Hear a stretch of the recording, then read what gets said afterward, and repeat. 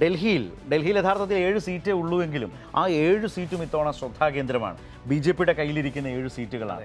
ഇക്കുറി എന്ത് സംഭവിക്കും ഡൽഹിക്ക് എന്നുള്ളതാണ്. ഡൽഹിയിലെ 2019 നോക്കിയാൽ ആകെ സീറ്റ് 7, BJP 7. അതിനകത്ത് ആം ആദ്മി പാർട്ടി ഇല്ല, കോൺഗ്രസ് ഇല്ല.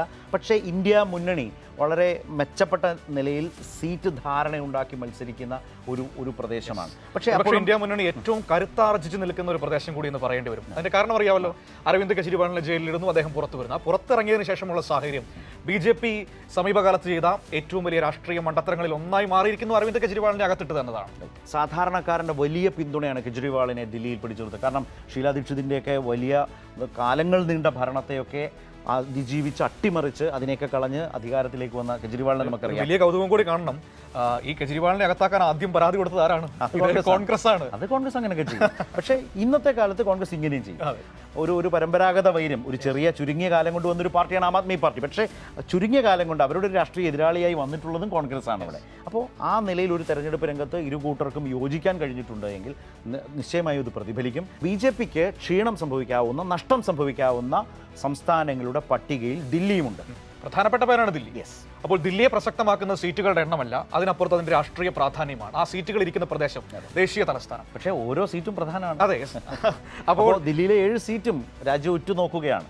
അപ്പോൾ ദില്ലിയിലെതിരായി 7 സീറ്റുകളും മുന്നണിക്കകത്ത് ഇന്ത്യ മുന്നണിക്കൊപ്പം പോരുമോ എന്നുള്ളൊരു ചോദ്യമുണ്ട്. അപ്പോൾ ആ ചോദ്യത്തെക്കുറിച്ച് നമ്മളോട് സംസാരിക്കുന്നത് ഷാജി ജോസഫാണ്. അദ്ദേഹം അവിടെ ഒരുപാട് സഞ്ചരിച്ച് തയ്യാറാക്കിയ കാര്യങ്ങൾ നമ്മളോട് സംസാരിക്കുകയാണ്.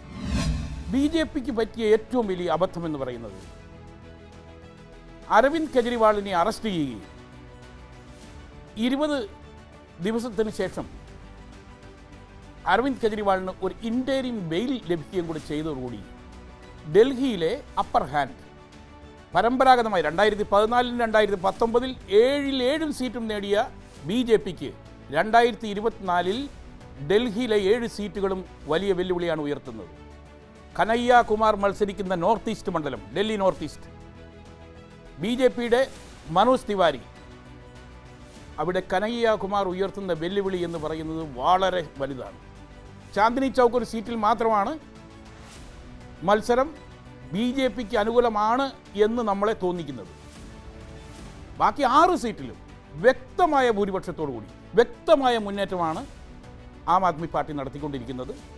BJPക്ക് എന്തു വന്നാലും 2014 19 ഡൽഹിയിൽ റിപ്പീറ്റ് ചെയ്യാൻ, ആവർത്തിക്കാൻ സാധിക്കുന്നില്ല ഉള്ള കാര്യത്തിൽ ഒരു സംശയവുമില്ല.